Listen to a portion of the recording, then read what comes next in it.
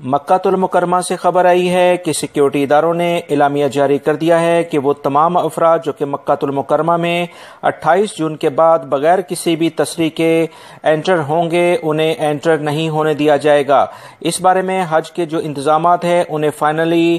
Start کرنے کے لیے 28 جون سے لاہ عمل اختیار کیا جا رہا ہے، اور اس بارے میں جو اطلاعات آئی ہیں کہ یہ پابندی 12 اگست تک جاری رہے گی۔ اس بارے میں مزید جو اطلاعات سیکورٹی اداروں نے دی ہیں ان کے مطابق ایسے تمام افراد جن کے پاس حج پرمٹ نہیں ہوگا انہیں مکہ المکرمہ کی حدود میں انٹر ہونے کی اجازت نہیں ہوگی، اور وہ تمام لوگ جو کہ